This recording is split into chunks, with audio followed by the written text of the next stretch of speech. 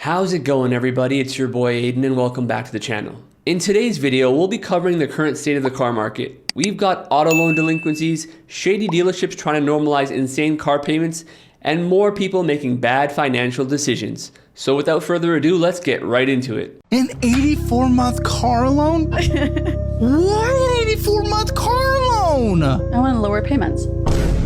You know that's not how it works. You are paying more in interest over time. 2024 Kia Sportage. And it is $638.70. That's an insane car payment for 7 years. I feel like 600 This is a is normal car payment. Normal? Oh, I'm going to refinance it when rates go down. Okay, if rates go down. When rates go down, they will go down for sure. What? Yeah. If I can't refinance, then whatever. If I can, awesome. Whatever. I have an 84-month loan. I'm going to be 40, and I finally paid off my car. And? Hey Daniel, what car do you drive and what's your payment? I drive a 2024 RS e-tron GT. That one is $1,400 a month. I have a 2024 RS3. That one is $1,300 a month.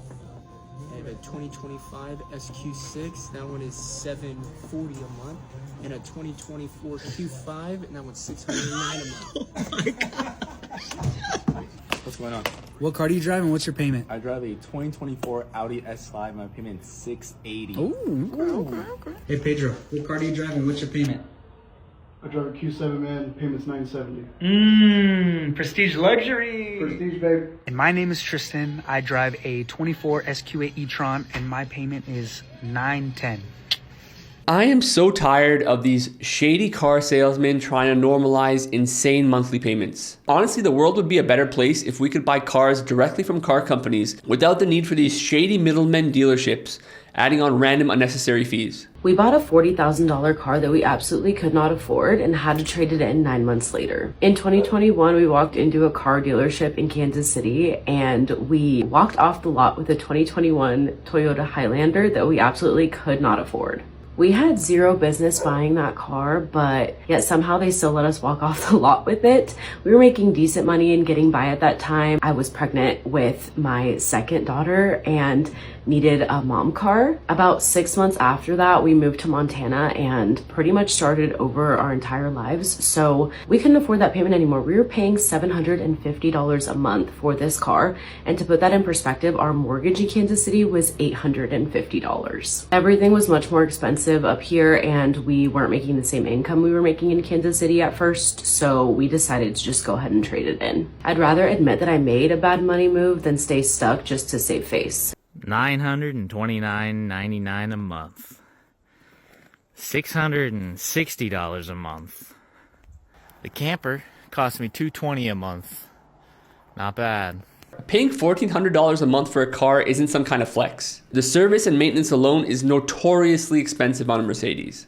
If you're watching one of my videos, obviously you're a smart person who fucks. And around here, we buy appreciating assets, not depreciating liabilities. We just broke a new record in the automotive industry, and it is not a very good one.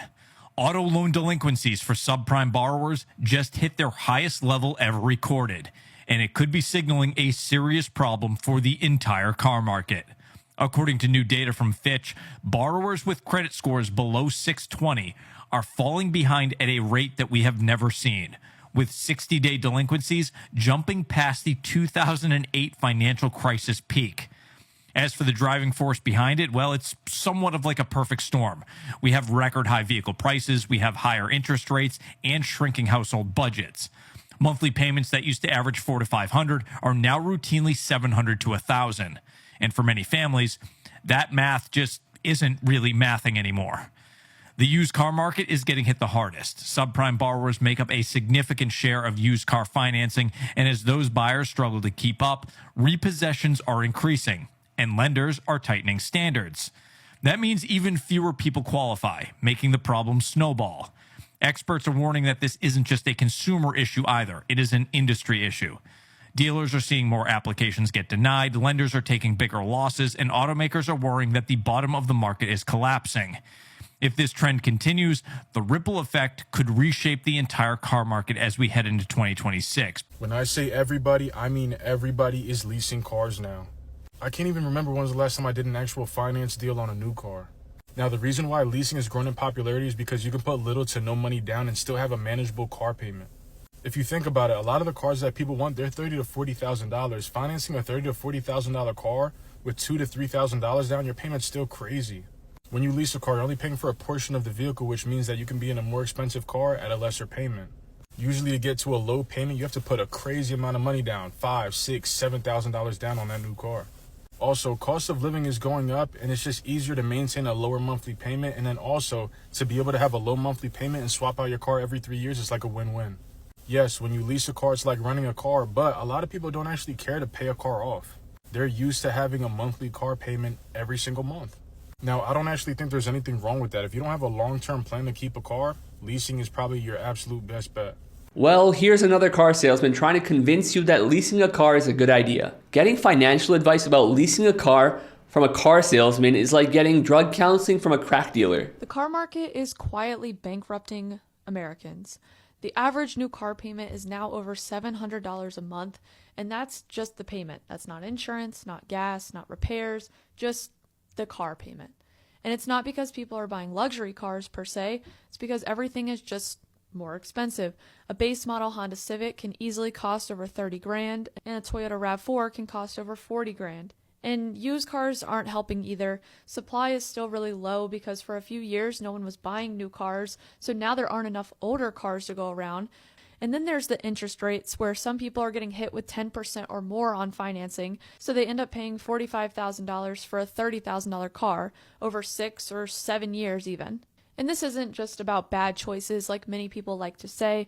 Most people just need a car to get to work or to buy groceries or to just live their daily lives. And a lot of people can't afford to just buy a car outright. So the system is now set up to where it takes a massive amount of debt in order to actually own a vehicle, especially if you want it to be any type of reliable. So all in all, the car market is just absolutely bankrupting people. At what point do you think it's going to get to where people just stop buying cars altogether and figure out a different means of doing so? I'm going to tell you right now, you have zero positive equity. Let's go through it. So the Lamborghini Urus said you paid $235,000, and right now you have 70,000 miles, sorry.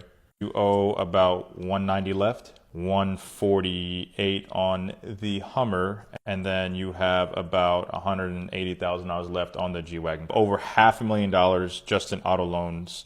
Interest rate isn't that bad on each one of them. Yeah, now my credit's dropped. I'm around about 630. 630 credit score. How much do you have down to put towards a negative equity for these cars? Maybe between $5,000 and $6,000. And you said you made $30,000 to $40,000 a month? Yes. So on the Lamborghini, I can give you about $130,000. On the Hummer, I'm going to be right around $80K for the Hummer. I'm going to be right around like $98 to $99K for the G-Wagon. How much do you pay a month for the vehicles? For the Lamborghini, it's $3,800. A month? Hummer, a month, yeah. Okay. And for the Hummer, it's $3,100 a month. And then for the G-Wagon, it's $3,500. Over $10,000 a month just in car notes. There's nothing I can do for you here, unfortunately. If you had $50,000, $60,000 down, maybe I could work one or two vehicles out, but right now, there's nothing I can do. Unfortunately, you bought at peak of the market for especially the Urus and the G-Wagon and the Hummer. And right now, the market just corrected really hard on them. I combed through this one video where people were sharing their wildest dealership stories, and these were some of the best comments that I found. I wish mine was a flex, but I want to cry with a $1,300 payment on our 2023 Ram and $500 for our 2021 Kia K5. We can't get rid of either because they're upside down. The dealership took my friend's car they were trading in for a test drive and hit a deer totaling it, then didn't want to give them any money. That ended with a lawsuit. At my old job, they hired a new finance manager, and when the customers were in his office, he was making them put more down without putting it in the deal, and pocketing it, scammed almost $80K in 2 weeks. Don't buy that new car. Don't do it. I know it's cooler than your current car, and it has like all the bells and whistles, and it has the colored interior, and it just looks cooler, and you want to feel cooler, and you want to feel like you're it, but don't do it. And here's why.